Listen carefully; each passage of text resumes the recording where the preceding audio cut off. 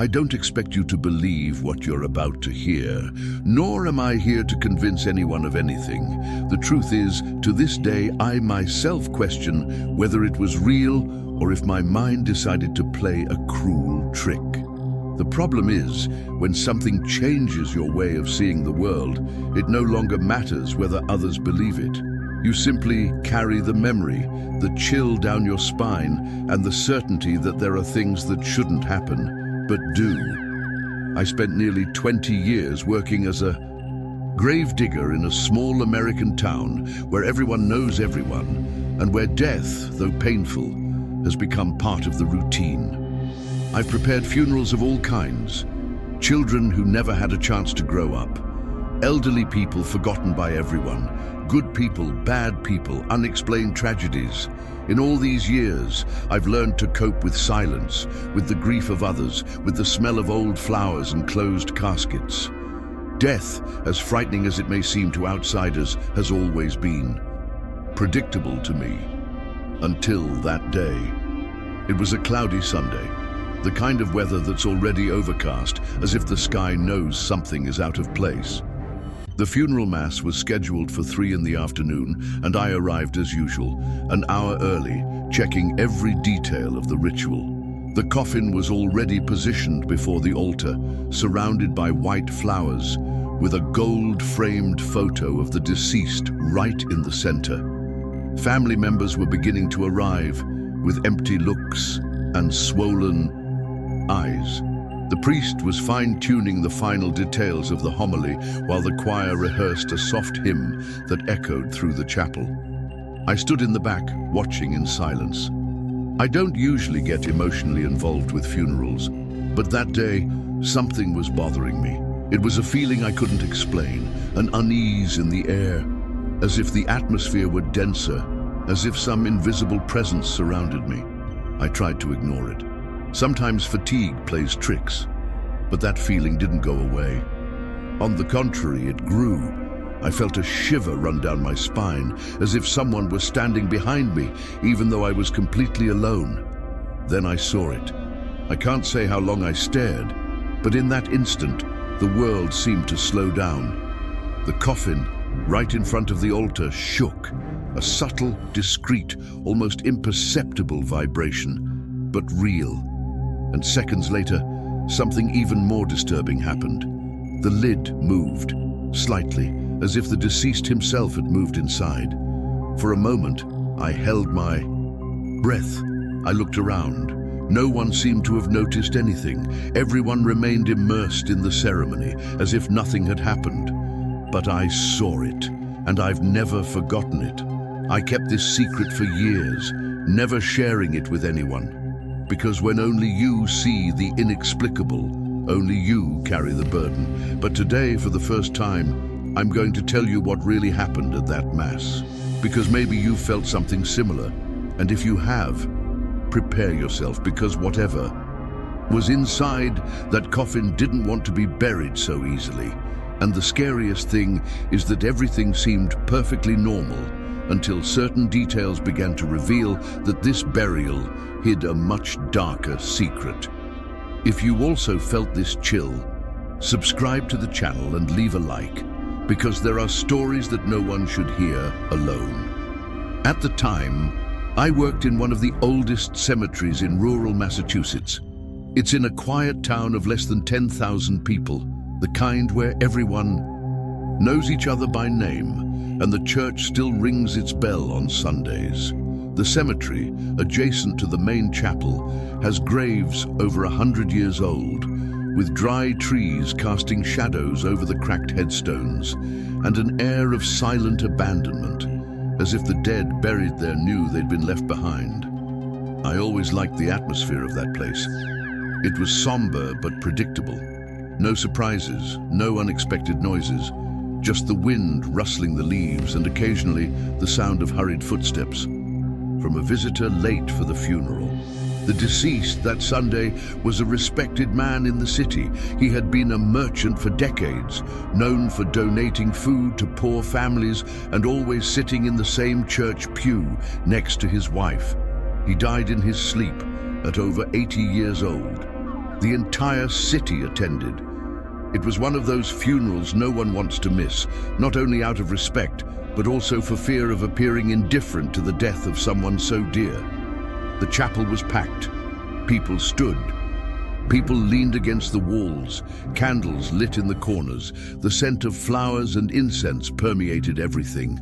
Up front, the dark wooden coffin with bronze details rested on an iron stand, positioned just below the main crucifix. The ritual began with prayers. The priest, experienced and calm, recited the passages in a firm voice. The choir sang soft hymns while the family wept silently. I, as usual, stood near the side door, observing everything. The protocol was simple. Stay there until the end of the ceremony, and then carry the body to the prepared grave in Sector 3, next to the ancient oak tree. Nothing indicated that the wake would get out of hand. No unusual signs, no strange noises. Just the subtle discomfort I had felt earlier in the day, but which until then seemed a figment of my own imagination. Even so, something about the deceased's wife's posture caught my attention. She wasn't crying like other widows I'd seen.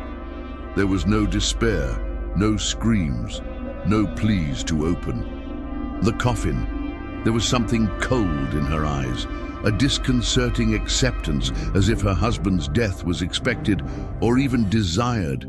For some reason I can't explain, I watched her gestures. Her hands clasped in her lap, the way she avoided looking directly at the coffin, as if there was something inside she refused to face.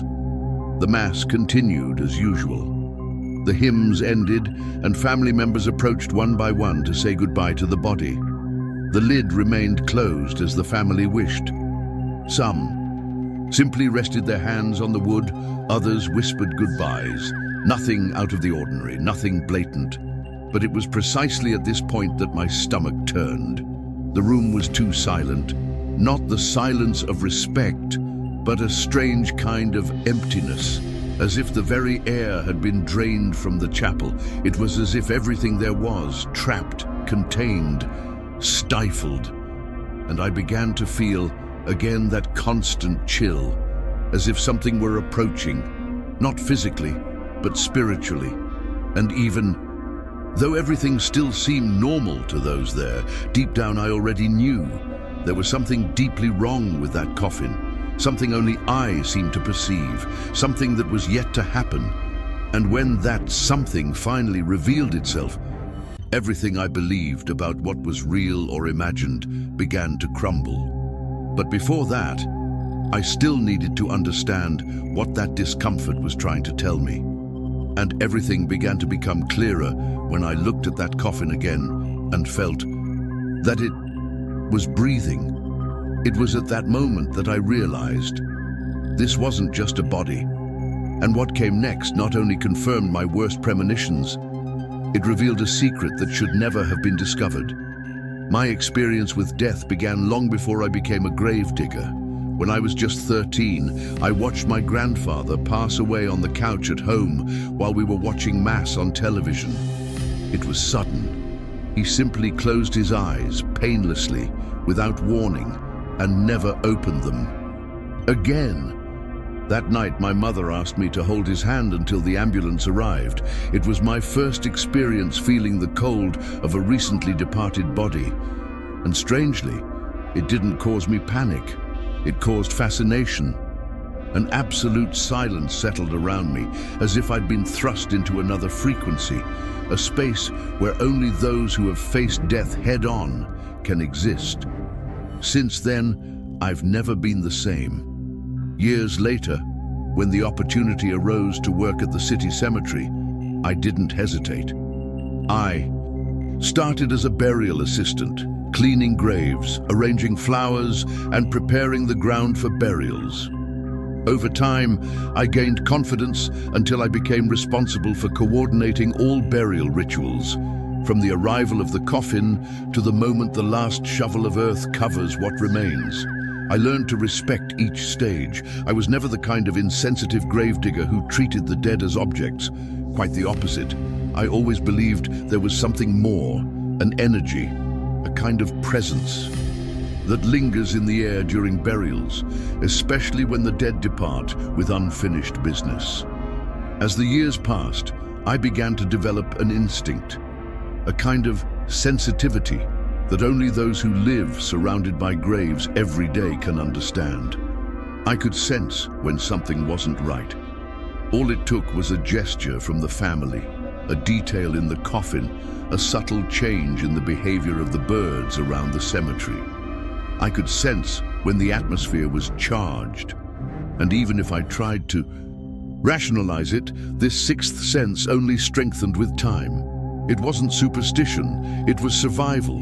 Anyone who deals with death constantly knows there are burials and rituals that aren't just rituals.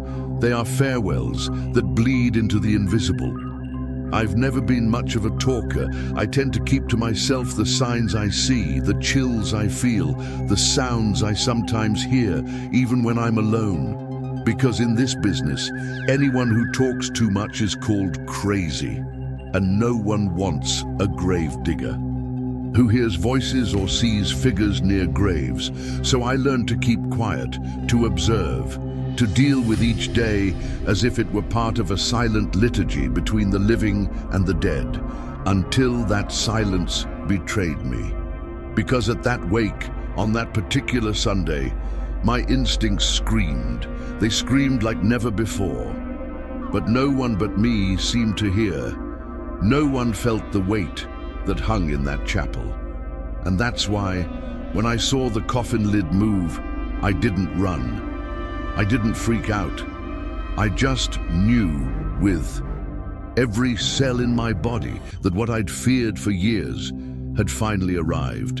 And what came next wasn't just a second sign, it was the brutal confirmation that I was dealing with something that surpassed all logic, all explanation, all faith. But what no manual, no prayer, and no training could prepare me for was what was about to emerge from that coffin. Because there wasn't just a dead person there was a presence, and it wasn't at peace. That Sunday, my mission was simple, like every other burial I'd attended in recent years. I was to oversee the casket's entrance, oversee the entire funeral ceremony inside the chapel, and at the end, carry it to the burial site, where the grave had been dug since morning. Everything had been prepared in advance. The forecast of rain had prompted us to cover the surrounding area with tarps, and the attendants had reinforced the edges of the grave with boards, ensuring the damp ground wouldn't give way during the process. At first glance, it was just another respectful and meticulously organized burial. But internally, I was already overcome with a sense of unease that was difficult to hide. As I walked around the chapel, discreetly observing the relatives arriving, I noticed that many seemed out of place. Their conversations were brief, their gazes lowered, but there was no true mourning in their gestures. It was as if everyone there had come out of obligation, a kind of obligation that weighs on the shoulders, but not on the heart. The deceased's grandchildren, for example, were looking more at their phones than at the altar. One of the sons seemed bored, while the widow maintained the same rigid expression as before, showing no emotion. It wasn't pain, nor anger. It was as if she had already come to peace with his death, and that somehow deeply disturbed me. Still, I did my part. I checked the metal supports holding the coffin. I checked the floral arrangements, repositioned 2 candles that were misaligned. I walked to the back of the chapel to get the burial control chart, which recorded the time, name of the deceased, type of wood used in the coffin, the grave lot, and general observations. Everything was in order. No irregularities, no technical details were out of place, but that discomfort in my chest continued to grow. It was like an invisible pressure on my ribs, an unexplained tightness that accompanied me with every step. The priest gave me a slight nod, signaling that everything was ready to begin. The choir took its place, and the Mass began. The coffin remained motionless for the first few minutes of the ceremony, but even in its stillness, something was wrong. The wood seemed to vibrate, not as if it were trembling. It was different. It was as if the box were alive, pulsing, reacting to what was happening around it. I took a deep breath, trying to ignore the sensation. After all, it was just wood, metal, and the body of an old man who had died in his sleep. That's what everyone believed. That's what the death certificate said. But some part of me refused to accept that narrative. And it's precisely when you start to ignore what you feel that the signs become impossible to deny. Because even if the coffin was still closed and sealed, what I saw with my own eyes next would have removed any doubt about what was really happening inside. And it was at that moment that the first real and visible manifestation presented itself. No longer as a sensation, but as a physical and incontestable movement. The choir had begun the second hymn of the ceremony. The melody was slow, almost drawn out, as if each note were being drawn by invisible hands within that suffocating atmosphere.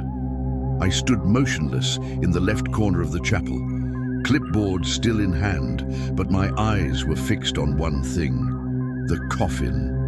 By this point, I was no longer paying attention to the priest's words or the timid weeping of some relatives.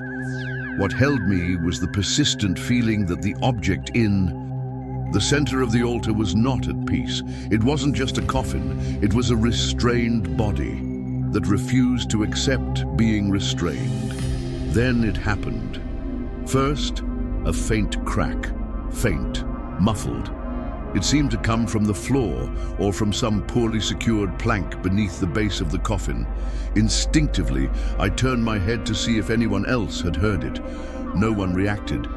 Their eyes were fixed on the altar, as if the ceremony had hypnotized them. I took a discreet step toward the coffin. My shoes stomped on the heavy carpet, muffling the sound of movement. I stopped 2 meters away. I watched more closely. And there, before my eyes, the vibration began. It was subtle, too small to cause alarm, but large enough to chill me to the core. The base of the coffin trembled slightly, almost as if it were being pushed from within. It wasn't constant, nor intense. It was like a pulsation, as if the interior of that wooden box were breathing, as much as my rational side screamed that there could be a logical explanation, perhaps a vibration caused by some nearby machinery or a draft shifting the support. The instinct that had been with me for years said otherwise. This wasn't mechanical, it wasn't technical, it was alive. My heart began to race. A cold sweat ran down my back, even in the relatively cool chapel. I fixed my eyes on the coffin handles. I watched the lid closely. And that's when it moved. A barely perceptible but distinct movement. The lid lifted a few millimeters. Not enough to open it, nor to reveal what was inside, but it was real. I saw it with both eyes. And in that instant, the world seemed to stop. My ears closed. The choir's music faded. The voices in the background faded. It was as if time had slowed down, as if only I and that coffin were there. A feeling of absolute isolation overcame me.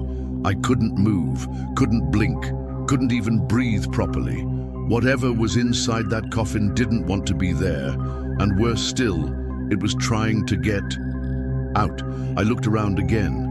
The priest continued the mass as usual. Relatives were lost in their thoughts and emotions.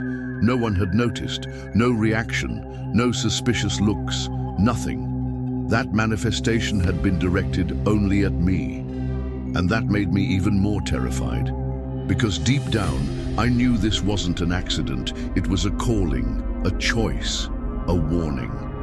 For a few seconds, I considered interrupting the ceremony, screaming, running to the coffin and opening it, no matter what. But fear paralyzed me. It wasn't fear of what others would think. It was fear of what I might find inside. Because if the lid actually opened, something very ancient and dark might finally escape.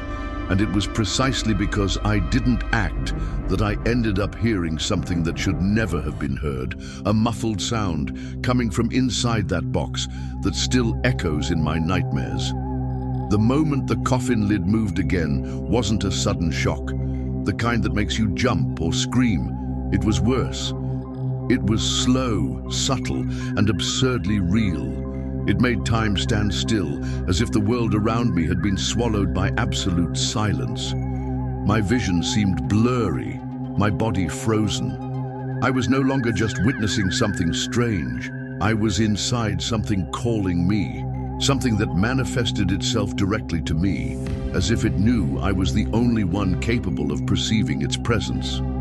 The lid slid open with unnatural slowness, opening a crack less than a centimeter wide. Too small to reveal anything inside, but enough to make it clear it wasn't a misfit or an imperfection in the coffin. It was movement, it was resistance, and it was deliberate. In that instant, I felt as if the very air in the chapel had thickened. It was difficult to breathe. I inhaled, but the oxygen felt heavy, as if the atmosphere were being corrupted by something invisible. I looked around, afraid someone else had noticed. But no one moved. No one even blinked. It was as if the world were on another frequency, and only I had been dragged into that frozen moment in time. My body felt like it was under siege. I wanted to retreat, flee this place, go through that side door of the chapel and hide in the back room until the ceremony was over. But my legs wouldn't budge. And worse, my eyes couldn't tear themselves away from the coffin. The lid, even with the smallest crack, seemed to stare at me. It wasn't the gaze of someone trapped inside. It was the gaze of something that knew it was being watched and enjoyed it. Then I heard it. A faint sound coming from inside. A muffled noise, barely audible but unmistakable, as if something was scratching ever so slightly against the inside of the wood. Fingernails, perhaps, or dry fingertips. The kind of sound that shouldn't exist at a funeral, and especially not coming from inside the coffin. I held my breath, waiting for the sound to repeat. And it did. Again. Longer this time. Scraping softly, as if something were trying to silently escape. My mind fought against what my senses confirmed. I ran through every possible argument. Maybe it was an insect, maybe a sound coming from the bank. Maybe it was my own heart beating so loudly it was confusing my brain. But none of it held water, because the lid remained slightly ajar, and there was an unbearable feeling that if I got too close, it would fly open completely. On impulse, I took a step forward. Just one. My feet were shaking. My hands were sweating, and every inch of my body seemed to beg me to stop, but I kept going. I was just a few feet from the coffin when I noticed something even more disturbing. There was a different scent in the air. It wasn't the scent of flowers nor the incense from the mass. It was something denser, more organic, a bittersweet smell of wet wood mixed with living flesh, as if the body inside wasn't decomposing, but transforming. The light in the chapel flickered at that moment. The candles seemed to flicker. And for a second, the crucifix above the altar emitted a dull crack. The people continued as if nothing was happening, but I knew something had changed. It was as if the sacred space had been contaminated, and it all started with that damned lid moving, with that crack that now seemed far more menacing than anything I could clearly see. I stopped. I stood there before the coffin, struggling between the instinct to flee and the macabre curiosity to keep looking. Part of me wanted to open the lid completely, face whatever was inside, and end this torture. But the other part, the more sensible, the more human, knew that if I did that, there would be no going back. And it was in that moment of hesitation, in that chasm between action and fear, that something even darker began to manifest itself, not with the eyes, but with the sound that came next, and that to this day still echoes in my head when everything goes silent. The urge to act still pulsed within me like a muffled, insistent alarm, but every attempt at reaction died. Before it even reached my muscles, I stood fully aware of what I had seen and heard, but the environment around me suffocated me with a kind of invisible code that prevented me from doing anything. It was as if the ceremony forced me to respect its silent rules, even in the face of absurdity, and that kind of silence is crueler than any scream. I looked back at the priest. His voice remained steady, repeating verses calmly, as if numbed by decades of ritual. The words came out of him naturally, but they seemed to float in the air, going nowhere.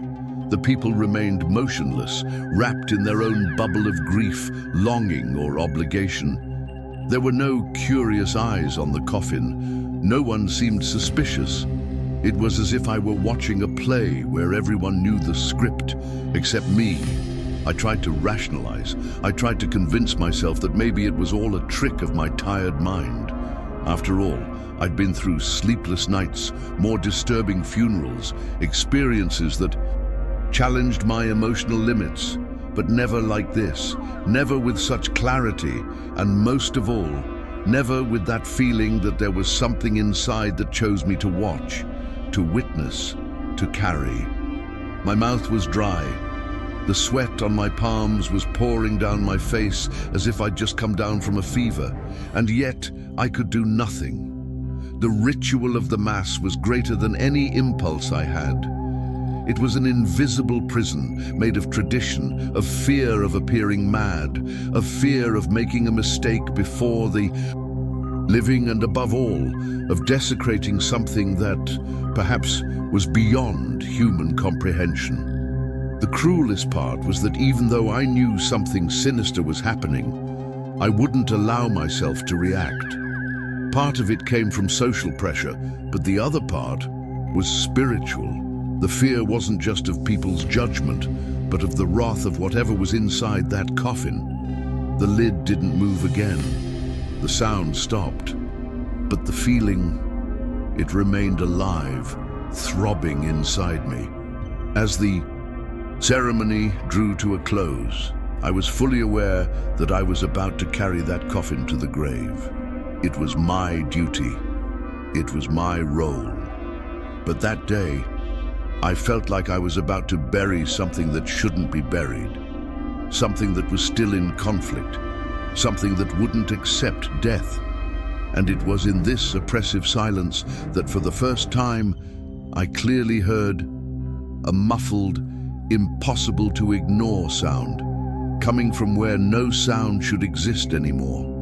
When the Mass reached its quietest moment, the moment when everyone closes their eyes for the final prayer, it was as if the entire world held its breath. The choir fell silent. The priest lowered his head, and even the usual footsteps and coughs of wakes disappeared completely. My eyes were open, fixed on the casket. Every fiber of my being urged me not to look away. Something inside me knew instinctively that the true horror had not yet begun. And I was right. The sound came first as a disguised whisper, so low it sounded more like a suggestion than an actual noise. For a second, I thought it was my own mind, echoing what had already happened, but it didn't take long for that doubt to dissipate. The noise returned, clearer, more present, a slow, rhythmic scratching as if nails were scraping against the wood. It wasn't random, it was deliberate, as if every movement had intention, as if the thing inside knew exactly what it was doing. The noise seemed to travel through the floor, reverberating right at my feet. It wasn't loud enough to be noticed by others, but to me, it was deafening. Each scratch felt like it was slicing into my spine. I began breathing through my mouth, trying to control the rising panic that filled my chest. But the sound continued. It didn't increase in volume, but it did gain depth. Now, in addition to the scratching, there was a faint, intermittent popping sound, as if something was shifting, as if a joint, a bone, were adjusting itself inside the coffin. I tried to take a step back, but my body wouldn't respond. I was completely paralyzed. A spectator trapped in a scene no one else seemed to see. It was as if I were caught between two worlds, that of the living who pretend to understand death, and that of the dead who haven't accepted their end. My eyes watered. The smell in the room changed again. Now it wasn't incense anymore. It was a warm, barely perceptible, yet familiar odor. Like iron, like blood. The sound ceased. For 3 seconds, there was absolute silence. And then came the whisper, yes. A whisper, faint, muffled, coming from inside the box, incomprehensible but definitely human. Something was said, something I couldn't understand, and which, honestly, I'm grateful I didn't, because even without knowing what it meant, that sound stirred some primal part of me, as if something ancient had been summoned there, in that sacred space, as if a barrier had been broken. I looked desperately at the people. Nothing. Everyone still had their eyes closed, motionless, immersed in the ritual. The priest continued praying softly. I was alone in that moment, alone with the sound, alone with the presence. And even with the coffin seemingly motionless before me, I knew that whatever lay inside was no longer asleep, no longer dead. It was awake. The last word that came to mind before the prayer ended was contact. Because that's what happened, not just any manifestation. It was a response, as if someone or something inside had recognized that I was listening and had chosen me because of it, as if my silence had been interpreted as acceptance. And that, to me, was more frightening than any movement or sound. And it was at this point that everything began to fragment within me. Because by questioning whether I was going crazy, I ended up accessing memories I never imagined would return. And with them, the visions began. After that whisper from the coffin, something inside me snapped. It wasn't a scream, nor a visible collapse. No, it was in kind of internal disintegration, slow, silent, as if my mind were beginning to crack from within without anyone else noticing. I stood there, dressed in my formal Gravedigger's outfit, expressionless, hands clasped behind my back, but inside, I was in freefall. And the more I tried to maintain control, the deeper I sank into thoughts I'd never before accessed. As if that moment had unlocked drawers that had been closed for years. I began to hear noises that didn't come from the surroundings. Familiar voices, memories of other funerals, the muffled cry of a mother who had lost her son in an accident, the desperate laughter of a drunk man saying goodbye to his murdered brother, the creaking of the cemetery gate at 3 a.m. during an exhumation that should never have taken place. All of this came back like echoes, like sonorous ghosts that infiltrated my memories. And amidst these memories, a face I hadn't seen in years appeared. My father's. He also worked at the cemetery. For a while, long before I took over, he never talked much about what he saw there, but I remembered the look in his eyes. A distant look, as if he were always seeing something no one else could see. I remember him silently at the table, eating dinner with his hands covered in dirt, his eyes fixed on nothing. Once, late one night, I found him crying inside the chapel, alone, repeating, "They don't sleep, they just wait." I was only 17, and that phrase haunted me for a long time, until, in time, I forgot, or rather I repressed it. Now it all came flooding back, every detail, every sensation, and with it a new panic began to form. It wasn't fear of what was inside the coffin anymore. It was fear of myself, fear that I was becoming like my father, or worse, that he had never gone mad, that everything he saw was real, and that now it was my turn to see it. My eyes began to search the room for signs. The church's stained glass window seemed darker. The candles flickered in sync, as if responding to an invisible breeze. I felt the skin on my face tingle, as if static electricity enveloped the air around me. I began to doubt my senses. Had someone poisoned me? Was I dreaming? Was it all a delirium induced by stress? by years of contact with death. But no matter how hard I tried to rationalize, the truth prevailed. None of it seemed like a dream. The pain was real, the smell was real, and the sound, that damned sound, still echoed in my head even after it had stopped. The end of Mass was approaching, and my body was on alert. It was as if I were on the edge of a border. On one side, the reality accepted by all. On the other, a veiled world which only a few and cursed ones can access. And I knew that once I crossed that line, there would be no going back. I would never be the same man again. I would never sleep in peace again. I would never work as I used to, because once you're touched by the invisible never lets you go. And it was exactly when I accepted this that the ritual ended, and the most feared moment arrived, carrying that coffin with my own hands and burying it as if everything were normal. Each step to the altar seemed to take an eternity. My feet touched the floor as if they were on glass. I could hear the friction of the coffin's wood sliding over the metal support, a sharp, scratching sound, like nails scraping against stone. My hands trembled, but I hid it. None of those present could see my despair, my confusion, my near certainty that that body still held something alive or something trapped inside. With the help of the attendants, we carried the coffin to the side exit of the chapel. The path to the tomb wasn't long, but that grey afternoon seemed to stretch time, as if the world itself were trying to delay the inevitable.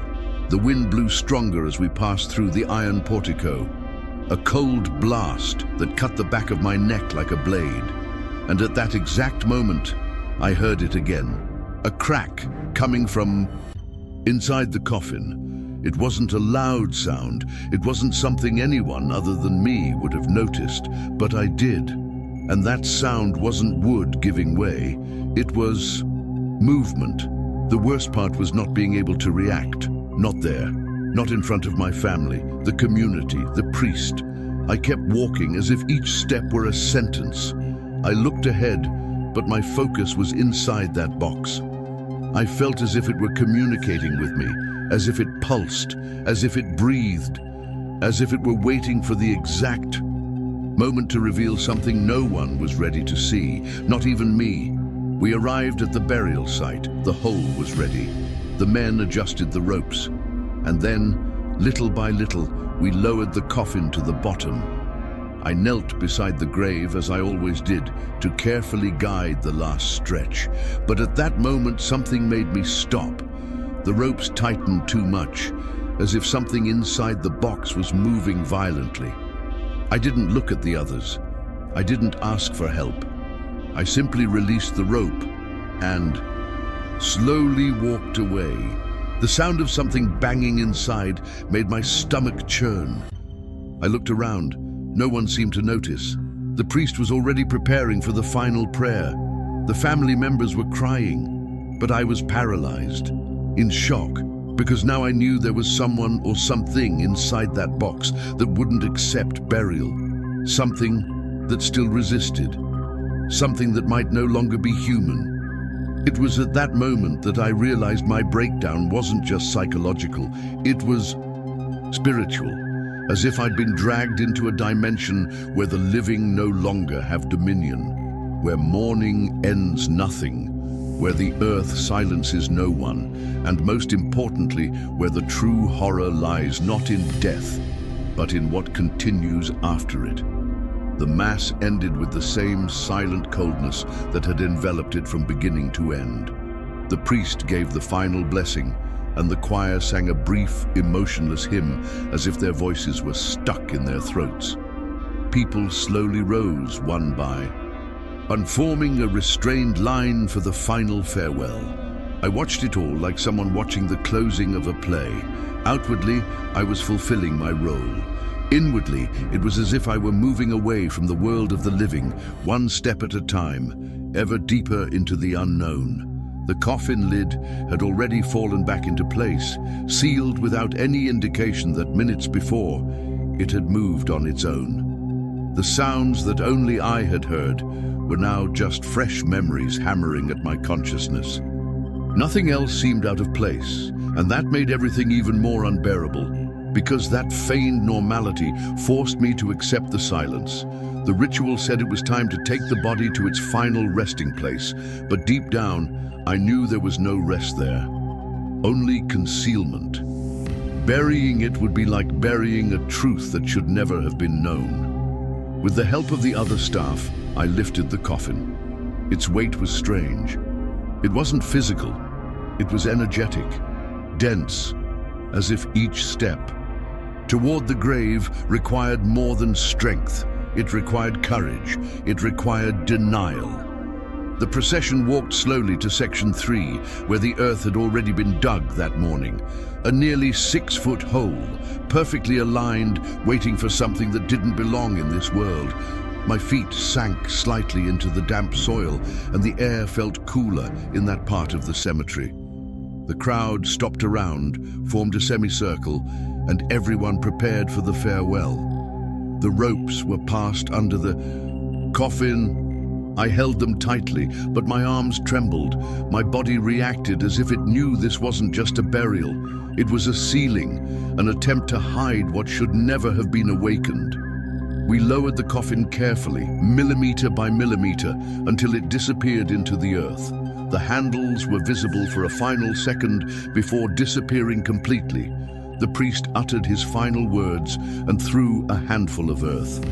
The family members imitated the gesture, and I remained there, motionless, staring into the void. The shovel was placed in my hands. It was time to begin filling the coffin. Each movement of the shovel over the hole was a sentence, an act of complicity. I knew I was sealing something that still pulsed, something that stared at me from within the darkness. But even so, I did what was expected. I buried it, silently, coldly. Because sometimes what is scarier than death is what it cannot contain. And from that day on, it wasn't the coffin that haunted me, but the silence. A silence that spoke to me even years later and forced me to keep what no one else had the courage to know. For years, I tried to go on with my life as if that funeral had been just another one among many. I continued working in the same cemetery, walking the same dirt paths between the graves, pushing the same carts, digging graves, filling out forms, keeping track of appointments. But deep down, I knew something had changed.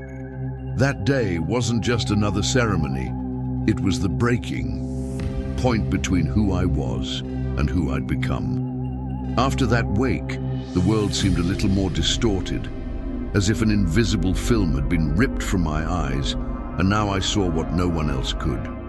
From then on, I began to notice small details that had previously gone unnoticed. The behavior of certain birds around newly closed graves, the way some flowers wilted more quickly than usual when placed in certain tombs, and most of all, the way the silence, that same oppressive silence of the chapel, followed me home. I heard it inside my room at night. I heard it inside the car on the drive to the cemetery. I even heard it during trivial conversations with co-workers. It wasn't an ordinary silence. It was a full emptiness.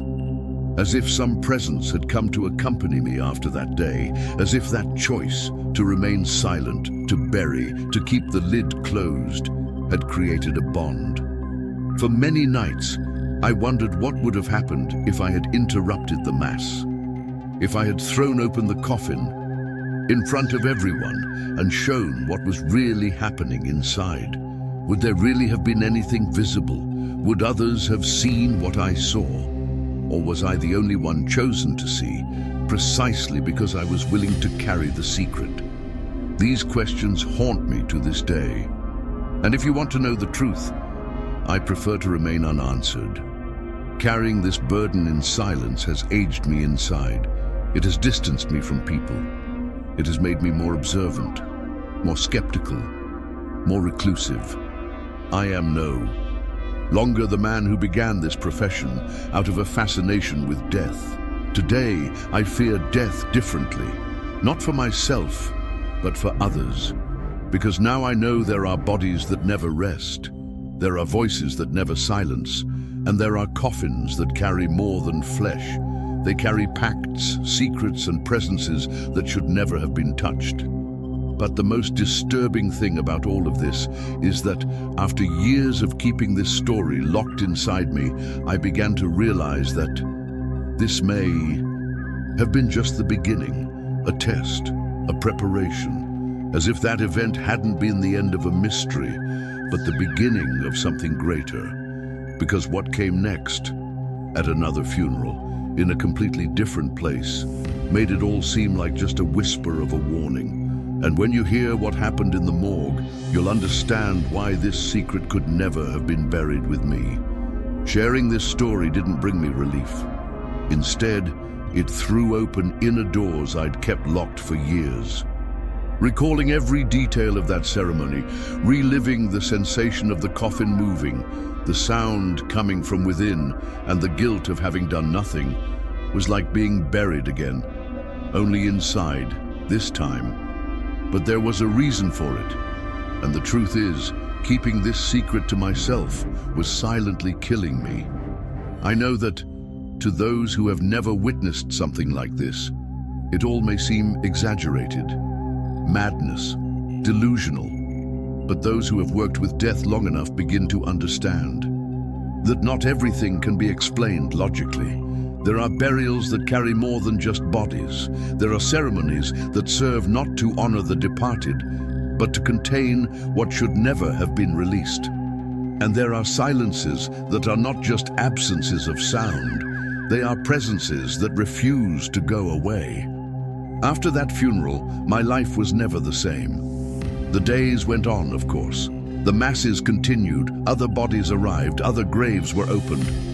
But I could never sleep the same way again, because from that day on, I began to feel something accompanying me, something that remained close, not violently but insistently, like a presence breathing beside me in the darkness, waiting for the right time to reveal itself again. And that time arrived. Not long after, I was called to assist with a nighttime body transport to a municipal morgue. It was a shift like any other. Cold, silent, routine, until I came across something that made me understand that that first episode in the chapel wasn't the end. It was just the introduction, because what I found in that cold room wasn't dead in the way we usually understand death. There was something in that body's eyes, an expression, a remnant of consciousness, and worse, something beside it. An object, a fragment, something I recognized immediately. The smell was the same. The silence was even heavier, and the feeling that I'd been marked in that ceremony returned with full force. But this time I wasn't the only one to notice. Cameras captured what happened in the following hours, lights flickering, doors opening by themselves, sounds without origin, and a recording that no one has been able to explain to this day. This story isn't over yet, and if you've made it this far, it's because you too sense there's something more waiting to be revealed. So don't ignore this call. Subscribe to the channel now to continue following the next stories, because what's to come is even more disturbing. And remember, there are doors that once opened never close again, and if you heard something, you might already be on the other side of them.